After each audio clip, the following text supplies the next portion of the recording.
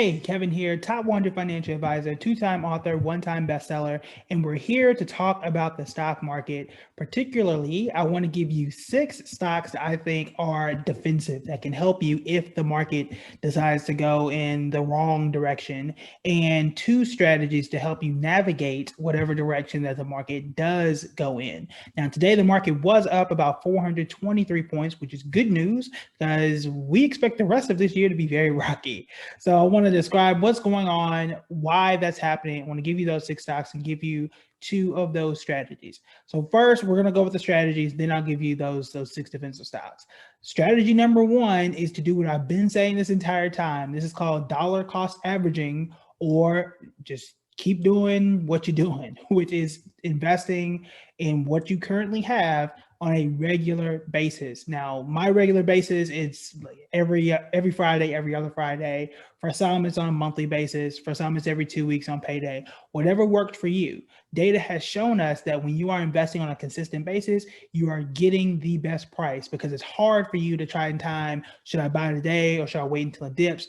It's too difficult for you to do that on a consistent basis. So you're just buying on a consistent basis every month, on the 15th, every 2 weeks, whatever it is, it usually tends to be the best thing for you.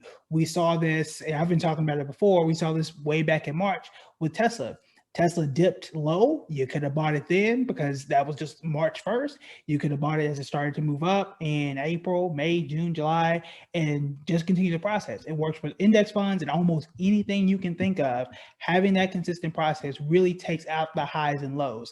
And when you think about it, if you're thinking of a chart going up and down, you're really just cutting it straight through the middle because you're investing on the same date, the same pattern, the same amount of money every single month, week, whatever your schedule is. That is one of the best things you can do. So regardless of what the market does, you are going to win if you are consistent in that. So the technical term is called dollar cost averaging. You can call it having a schedule, being a regular investor, whatever it is you want to call it. That is strategy number 1. Strategy number 2, to manage what we call volatility when the market is up and down and swinging all around like it is right now, is to do nothing. Just do nothing. You don't have to be extra savvy. You don't have to check the market tomorrow. You don't have to do any of that. You can close your account, walk off, and mind your business. And in time, things will be fine. Now, I'm not here to say that tomorrow or the next few weeks, or let's say the election's contested, that the market is going to like any of that. That actually doesn't matter over the next 2 weeks. We're talking over the next 2 years, over the next 6 months. How is the market going to play out? And most of us saw this back in March. We saw this in 2008. If you just left it alone, you would have been fine. And that is almost always the case, because what happens when the market is down, people sell, and that's what you don't want to do. It's like, driving in snow and you slam on the brakes. It actually does not work. And if you've been somewhere where you have been in snow, you know that what happens when you slam on the brake in ice and snow, it just gets a whole lot worse, which again is what you don't want to do. So sometimes if the market drops and you do nothing, you mind your business, you go take a walk, do what you got to do. In time, the markets, in most cases, comes back. We've done all the data going all the way back to 1950, that stocks by themselves, you held majority stocks, we're talking like 90, 95% over a 5-year period, rolling average. So 1950, 1955, 1955, 1960, and you just keep going like that, you're going to be positive more than 90% of the time, just by holding and doing nothing. So you are going to be okay over the long term. Now, it might not look pretty over the next 2 weeks. Might not look pretty for the rest of this year. I don't know that, but I do know and have reasonable confidence above 90% that when you hold for the long term, even if you did nothing, you are likely to be okay. Those are the 2 things. 1, buy consistently. Now, a lot of people say, oh, it's going to dip, stuff is on sale, let me go buy. I'm not so big into that, because buy at what price? Buy what? I'll talk about a few defensive stocks today, but for you to just jump in on Tuesday, how do I know Tuesday is the best day and not Thursday or 2 weeks from now? That's the one reason why I don't like that strategy. And why I've been saying, let's say you got $1,000, I wouldn't just jump it in tomorrow. I would spread it out. Say, take 500 this week, 500 next week, or put $100 a week for the rest of the year. Whatever works. But I don't think it makes sense to just pick a day and a time and just dump everything in. You want to split that out and break it out, which is called dollar cost averaging. All right, so those are two strategies that you need to use for what may occur the rest of this week, and you should use this all the time anyway. We've been talking about it since March, but that is one thing. Now I want to go into the defensive stocks, and these are stocks that tend to do well, A, in volatility, but B, for the virus. These are stocks that people usually have to buy and have anyway, but they have done relatively well compared to the overall market because of the virus. Because the big picture is, yes, we have the election. Yes, the market is going to be paying attention to election, but once it's over, whenever it is over, and by over, I mean contested, everybody agrees with the results and we just move on regardless of who wins, the virus is still going to be there. It's still going to be flu season. And we are already spiking. We talked about England, France, Germany, they are going back on lockdown. There could be some states here that go on lockdown too if things continue to get worse. I think Iowa has a 99% increase, 99% increase in cases over the past 2 weeks. So it ain't looking good. That's where you want to really keep your eye on the ball there on the virus. So here are 6 stocks that, so 5 stocks, 1 REIT that you want to pay attention to. Let me pull that list up right quick. All right, so I'll go through them very quickly. You know the majority of these already. I'll tell you, and this is from Friday's data, so the prices could be a little bit different. The year-to-date change could be a little bit different too. All right, so first is Clorox. You know the deal with Clorox. It keeps us clean. They do bleach. Excuse me. They do all the cleaning things, detergent, all that. So Clorox year to date, and this is as of Friday, was up 35%, 34.98 to be exact. And regardless of what the market does, especially with the virus and time like this, I think Clorox is going to be a very, very solid stock moving forward.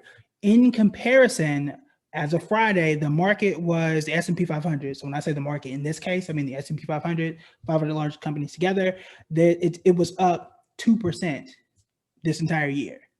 So from January to right now, or Friday to be exact, the market was up only 2%. Clorox was up close to 35% by itself. You got Walmart. I've talked about Walmart a lot. Y'all know why. 16%, 16.75% is what it's up year to date as of Friday. You got Dollar General. I've been telling y'all about Dollar General for forever now. That one's the highest on the list, or second highest on the list, at 33.81% gain this year alone. Then we got American Tower Corp. This is a REIT that I've been raving about. Now, this one's actually down 0.07% as of Friday. It's it basically owns the land and space for towers like T-Mobile, AT&T, so on and so forth. It's usually very good. From January to now, not so much, but it's still one of the better. If you Google any defensive stock or pandemic-proof stock, this is the one that usually comes up in that group. So it's something to consider.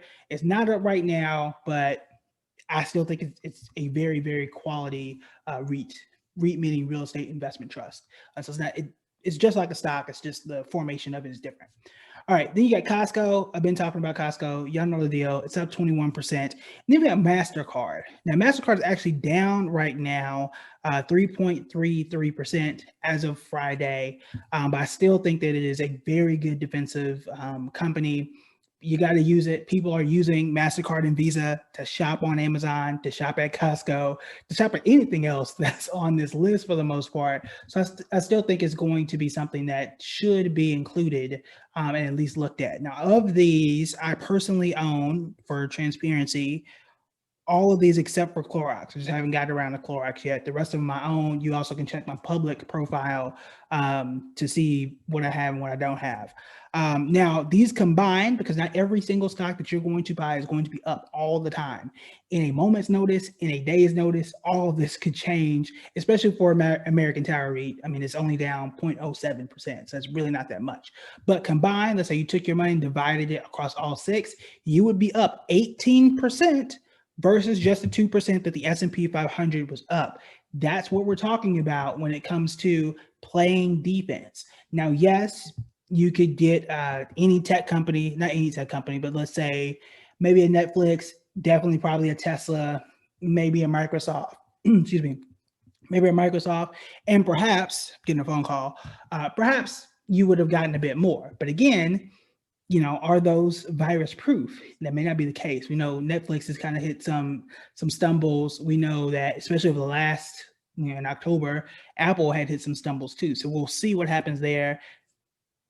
We'll see, right? But we know for a fact that these are places that, regardless of how the supply chain works, when it comes to how many iPhones are going to be made and who can afford them at this rate, we know that these stocks particularly are poised to do well. And if the virus continues, which we expect it to, that people are going to need Clorox. They got to shop at Dollar General or Walmart to go buy that stuff. And they're usually probably at least using a MasterCard. You can throw Costco in there too. So those are my 6 important defensive stocks I think will do well, especially over the next 3 to 6 months. And then most importantly, use those 2 strategies. Stay the course. If you are invested in stuff now, whether it's index funds, individual stocks, some of these stocks, fine. You need to continuously invest if you have quality funds and quality companies. Mind your business for what happens tomorrow for your investments. I would not suggest trading unless you are some super expert. I am not trading options right now because it is unpredictable what could happen tomorrow. Now, after that, we'll see, right? But that ain't a game that I'm willing to play with my money. And I don't think for most of us, if you're a beginner, novice, I don't think that's a place that you want to be either. All right, so that is it for me. Make sure that you share the video, click the link above. That will take you to my email list. It's buildingbread.com/free. We share free tips all the time. So make sure you check that out. All right, talk to you guys later.